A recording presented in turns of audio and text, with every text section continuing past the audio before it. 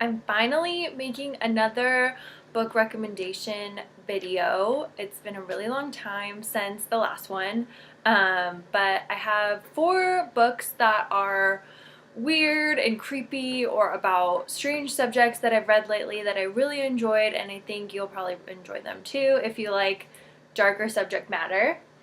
So I'll go from least to most creepy, in my opinion. So the first one I read that was kind of creepy is The Basketball Diaries by Jim Carroll. This one I got at the library.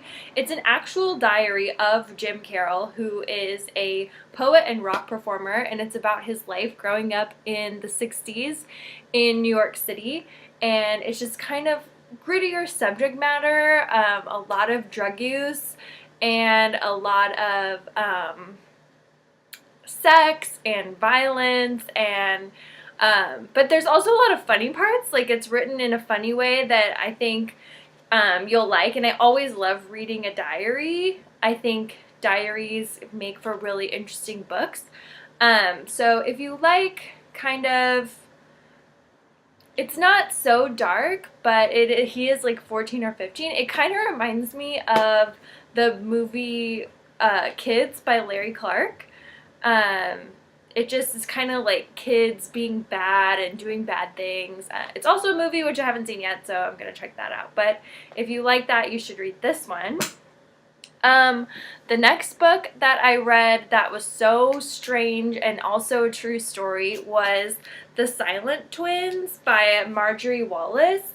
This book is about 2 twins in England during the 70s and 80s who are basically enmeshed together, and they hate each other, but they can't be without one another, and they can't break free of the other person. So it starts off when they're very young and they don't talk to anybody. They don't utter a word in class. They talk to their younger sister and their mom, but all the other members of their family, their other brother and sister and their father, it said in the book that their brother had never ever even heard them say a word. And they're just kind of weird and strange, and then once they get done with the lowest level of school that you are required to do in England, they quit going to school and they hole up in their room and they start collecting welfare checks, and they just keep sending away for all of these writing courses, and they become these really prolific writers, writing these weird short stories, and they write constant diaries of their days, just minute detail of every single aspect of their lives and the way that they feel about each other, which is jealousy, and one kind of controls the other one. It's so crazy. It said in the book that they would kind of like do everything in unison. It talks about they're at this tea party or at tea, and they lift their cup super slowly together at exactly the same time in unison. So then, like, shortly after this, they become, like, boy crazy. They're probably, like, 18 at this point. And they go out on this crazy, like, sex, drugs, drinking rampage for a whole summer. And they're just kind of, like, doing all these crazy weird things, and people are taking advantage of them. They get involved with this gang that kind of gets them to do weird things, and they end up burning down a school and another building, like a shop, and they get sentenced to a prison sentence for it, but they go to this like asylum where they continue to just be so weird and enmeshed with one another. They try separating the twins at the mental institution, but separating them, they just kind of both starve themselves. It's just like a really interesting book. It says a true story of love, hate, dreams and desolations, genius and destruction, and I would say that's a pretty accurate description. It's just really interesting psychologically. If you're interested in anything about abnormal psychology, you'd probably really like this book. There's a picture of them on the back. They don't smile in any photographs. There's this one really weird picture in here because I think it's her name, the June, I can't remember if it's June or Jennifer because it talks about them so much in this book, but they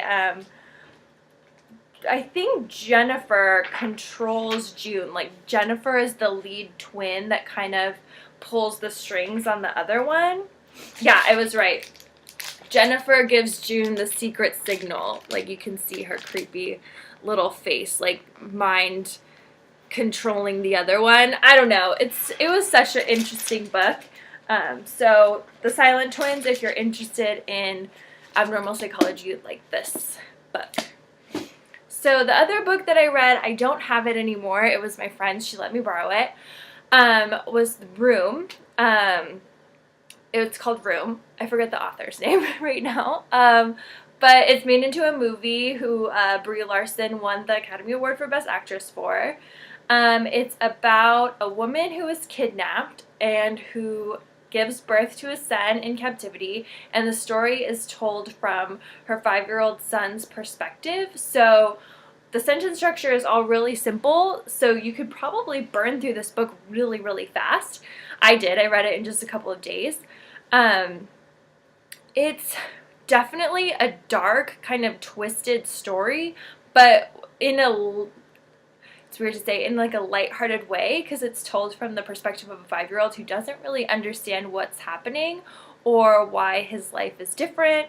They eventually end up getting out of where they're being kept in captivity, and it just talks about how if somebody's just been inside of one room for their entire life, up until the age of 5, what kind of a shock it would be to go out into the real world.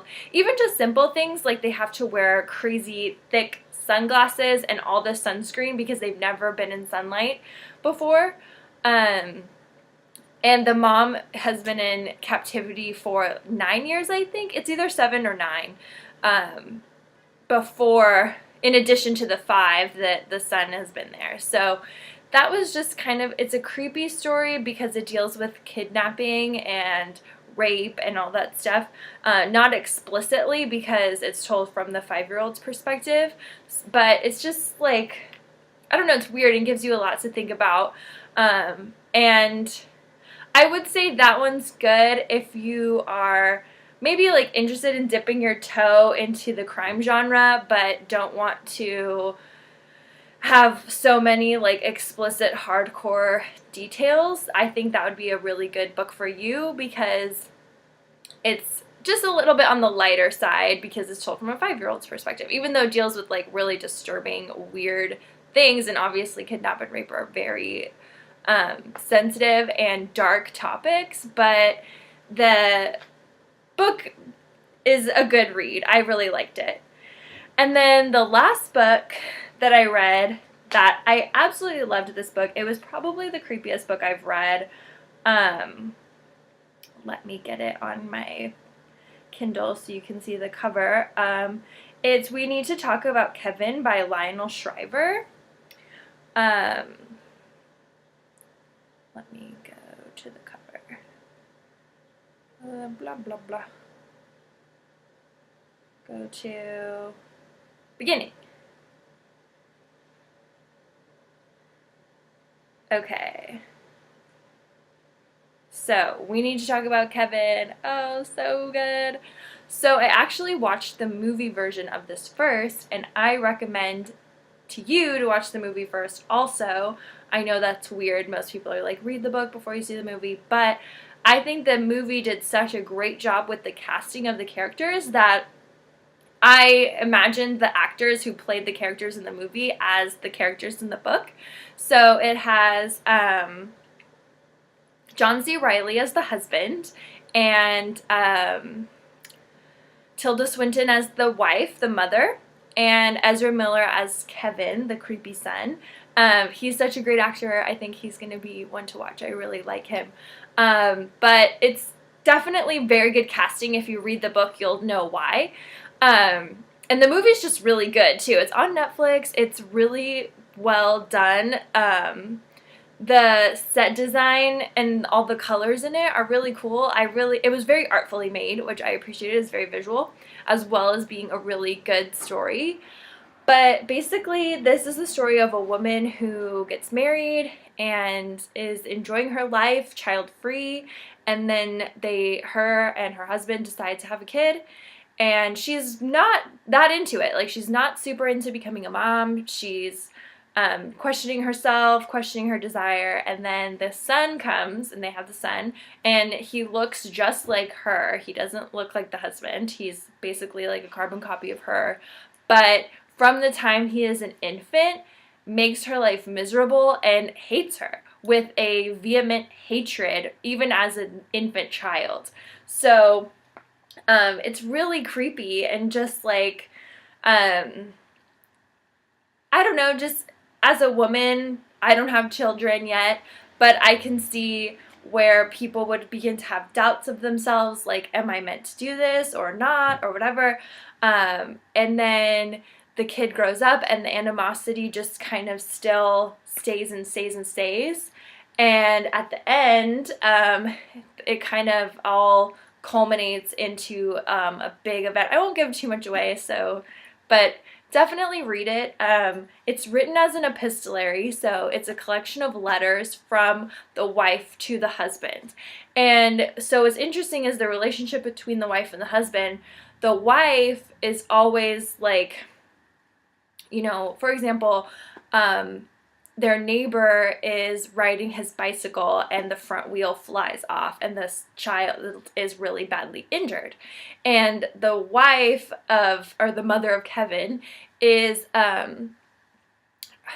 immediately quick to say that Kevin did it. She knows that Kevin loosened the bike wheel screw so that it would come off and the kid would get hurt, because it's something Kevin would do. While the husband is always apologizing and always making excuses, so that they have a rift in their relationship from that. And Kevin is able to kind of play off of that. So, I don't know, it's also very psychological. It's really feminine. It's really dark and kind of scary. And also, this book was one of the best written books that I've read in such a long time. It was such great vocabulary. I highlighted so many words as I was going through and reading, and looked up so many definitions, which I really like doing. I felt like it was like when you go to a fancy restaurant and have a really delicious meal that's just like seasoned well, and all the ingredients are really fresh and like exotic but definitely delicious. I felt like this book was like that. It was like a delicious, just meaty, well-seasoned book, if that makes sense. But I really enjoyed it, and I think you will too. Definitely watch the movie because it's awesome. So yeah, those are my 4 creepy books, creepy or weird books that I've read lately that I enjoyed, that I think you'll enjoy too. And I'm going to be back with more book recommendations soon. I'm going to do my favorite biographies next, biographies and memoirs next. So stay tuned. Bye.